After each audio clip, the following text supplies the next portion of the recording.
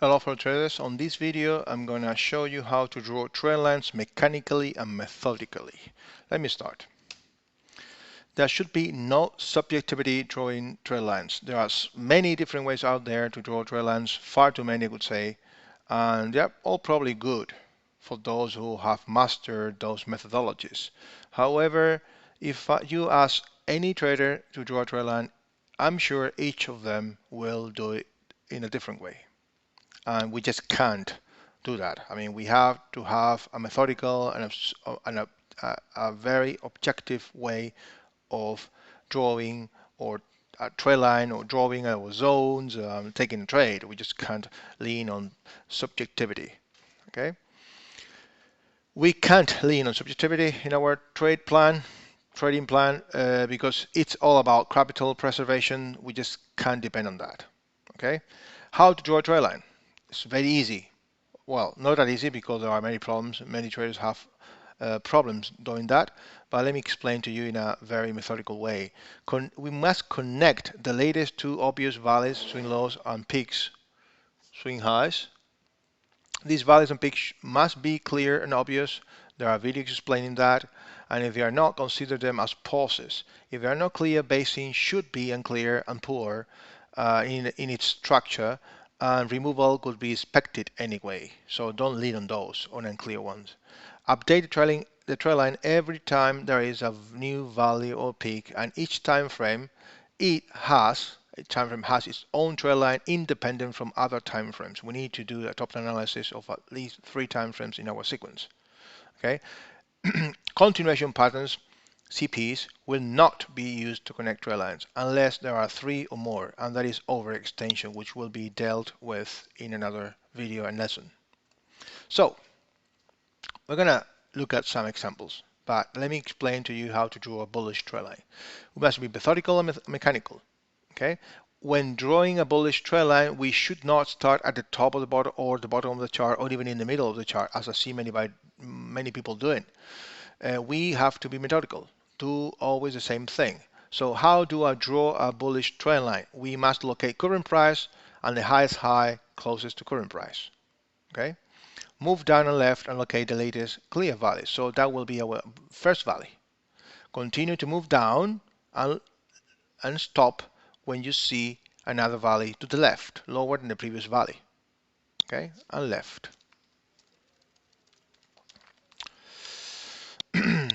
Connect the two valleys with a bullish trend line, and then you must keep on updating the trend line every time there is a new valley whose second leg out makes a higher high than the upper valleys, the first one in the valleys, upper valley's second leg high.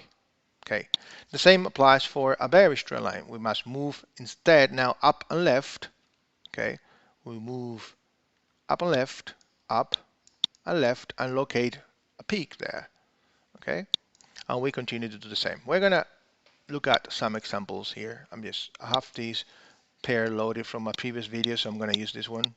Okay, so for a bearish trend line, use the scale function. For a bearish trend line, this is what we must do.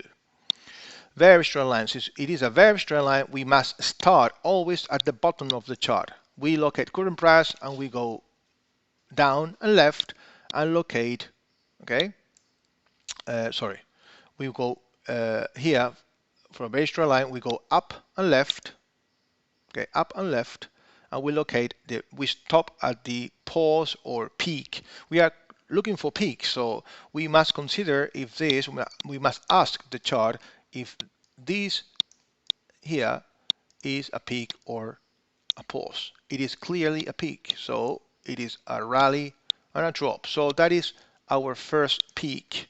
Okay, then once we have that peak located, we have to keep on moving up and left and stop at another area, another peak, potential peak. Is that a peak? It is a peak because it is a rally based drop which made a lower low here, and then rally drop which made a lower low than the first peak's second leg low. So we should be connecting this trend line. The break of the trend line potentially creates bullish demand area if we consolidate away, and this could happen in 2-3 days. Okay, today is the 29th of May, so it's just 2 days left for the end of the month. Okay, so this is a while long. If we wanted, so this is the latest valid bearish trend line.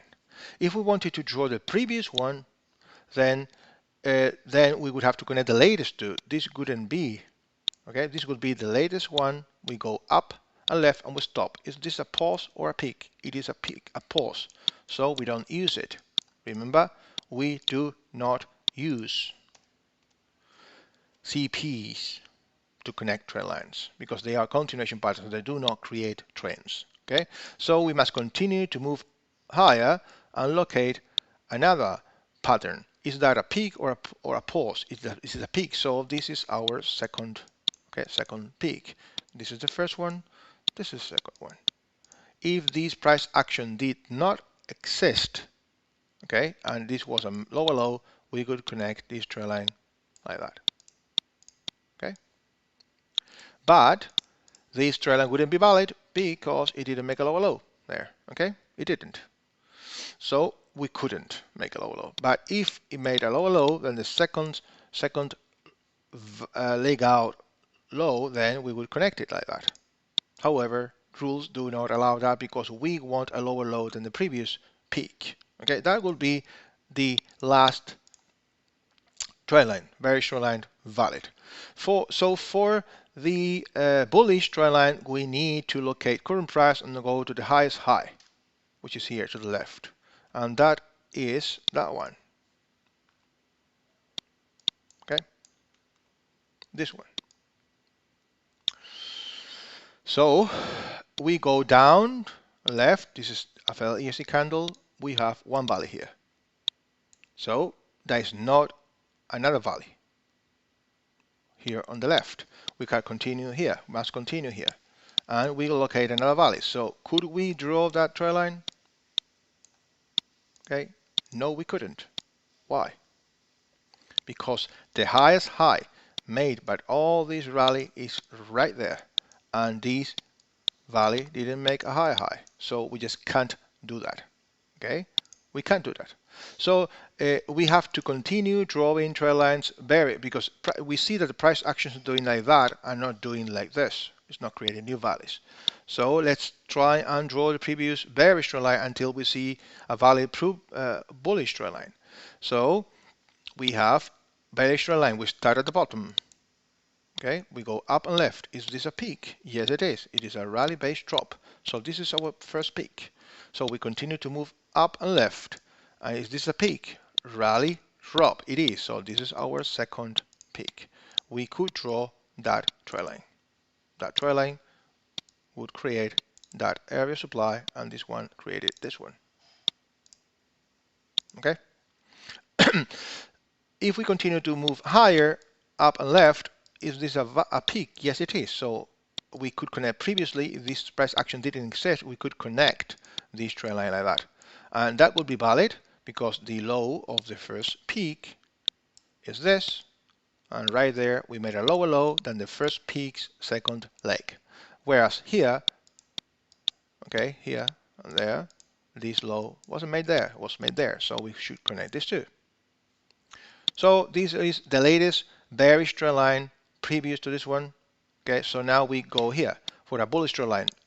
It looks like there are some peaks, valleys here, sorry, on the bottom. So in order to draw the trend line, we just don't do this, like from here to here, at the bottom. We always start for a bearish trend line at the bottom and for a bullish trend line at the top. We locate the latest one and then we go work our way down to the left. So is this a valley? We move down and left. Is this a valley? Yes, this one is a clear valley. This is unclear. Okay, that one is a clear valley. Yes, it is. So this is our first one. So we move left and we found a pause, rally-based rally. This is not. We don't use CPs for connecting valleys or peaks. Then we continue to move down and left, and we stop at another pattern here. And this is a clear drop rally.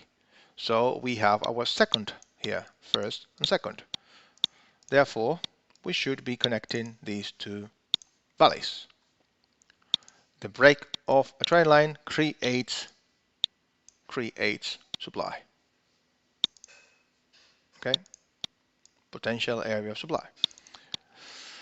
And that's it. If we were to continue to draw the previous trend line, okay, and this we've got a valley down there and all that, we could continue like that over and over and over again. Okay, this is what we have on this. This is how we draw. Remember, in order to draw a bearish trend line, we must start at the lowest low, current price, lowest low, then move our way up and left and locate first valley, then up and left, and second valley. The second peak must make a lower low than the first peak's second leg low. Always. Same here. First peak, move up and left. Second peak, move up and left. First peak, second leg low. Second peak, second leg low, lower than the first peak's second leg low. Inversely, or conversely, for a bullish trend line, we must have two valleys. We start always at the highest high, current price, okay? Because here we have nothing. So highest high at the top. If we are interested in locating a valley here, a trend line there, then we must start at the highest high. So we go work or all the way down to a clear valley there, down and left, continue down and left, and we get the second one. And that's it. Do not do this. Something like there, 1 and 2, because you will be missing that one. Don't do this, because you are missing that one. So if you ask anyone to draw a trend line, you will have so many different trend lines, so many of them. So we are interested in locating the latest two impulses, valleys or peaks, because once they break, new potential areas of supply and demand are created. The market's dynamics are changing on that time frame, and we are not allowed to take that short or longs at those areas. We need to lean on a higher time frame than the one where when we see the trend line break. If we we drew this trend line like that, then we wouldn't see this as supply. And look what happened there. And this happens over and over and over. So this trend line that I just drew there will probably be, let me draw it another color, like, I don't know, this orange, red. This probably will be a valid trend line as well, but not on this time frame. Each time frame has its own price action and dynamics, and we should connect the latest two valleys or peaks on any given time frame, independent from the other time frames above or below that time frame that we are analyzing. Okay, so that if we switch to a monthly chart, as you can see, this is connecting two valleys, and probably on the 3 months chart, no, it doesn't. Okay, so this trend line belongs to a higher time frame, not to that time frame. As you can see on the red trend lines, those trend lines are not valid on the monthly chart, but they are valid on the weekly chart. Okay, there we've got two peaks. So here, if we move this red trend line here, this is the trend line on the monthly chart. Okay. But if we switch to the weekly chart, if you ask somebody to draw a trend line, they probably will draw it like that. Okay, because you see this obvious drop in price and then this second one, and they draw it like that. Okay, it is correct as well. It is correct as well, but not for this time frame. Okay, for that time frame. So here, as you can see, if we want to draw a bearish trend line on the weekly and we start from there, we've got a problem, because our eyes will be attracted to that area, okay, like a mosquito to the light. So we'll be attracted to that area and to that area and probably to that area. So you will have people drawing lines like that, probably, okay, many different ways, or like that probably. But maybe they will have their methodologies. I don't know. I don't really care. Okay, but if we look at all these trend lines, they do have nothing to do with ours. So how So how do you locate changes here? So you see these big impulse there? Why does that happen? Why? If price is dropping, impulse down, retracement, correction, impulse down, correction, impulse down, correction, impulse down, and then now an impulse bigger than the previous impulse. Come on, there's something wrong here. But if you draw trend lines like that, then you will never know if price action is changing or not. You must have other strategies, maybe indicators telling you that price is oversold here. I don't need any indicator to tell me this is oversold. It is oversold after all this. Okay? So we must lean on the latest impulses in order to connect the trend line, the latest two peaks or valleys, clear ones. Because the break of them, if we have stronger impulses than the previous impulses, there is something wrong. Houston, we've got a problem there. So in order to draw a bearish trend line, we look at the lowest low. Always, not from the highest high, and the lowest low for a bearish trend line. And we work all our way back to the top.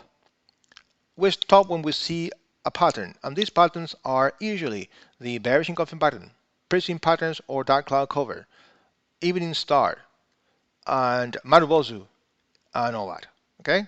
And Haramis, 4 or 5 patterns.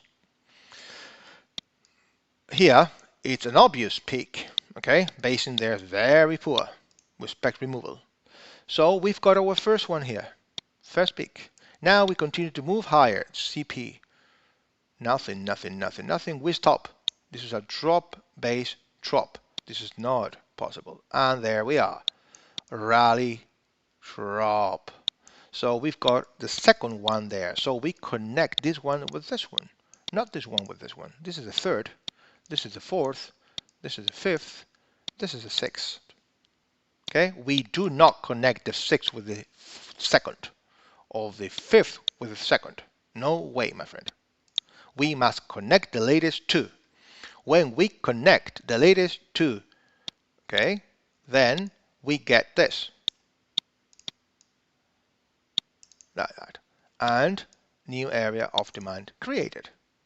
If you wait for any of these trend lines to be broken in order to give you a sort of signal that something is changing, you will be too late. Okay? Too late. This is a monthly, weekly while on, probably in a monthly area of demand as well, and price is starting to move higher. Weekly out of alignment counter trend is possible if price action to the left is poor. Okay, as explained in the rules. So remember, we must always connect the latest two valleys and peaks because we want to connect the latest impulses. If a new impulse is stronger than a previous impulse, in a bearish market, then we've got a problem. We want, in a downtrend, we want impulses down, and in an uptrend, we want impulses up. If in a downtrend we start having impulses down, and suddenly we have a strong impulse up, first one, only one, that is stronger than the first impulse down, we've got a problem. But if we connect a not too steep trend line like that, you will never know why is this changing. Why is this changing? And that's the logic behind it. Okay? So bear that in mind, my friend. Okay, and that's everything. This is how to draw trend lines mechanically and methodically connecting the latest two impulses. Have a great day. Bye-bye.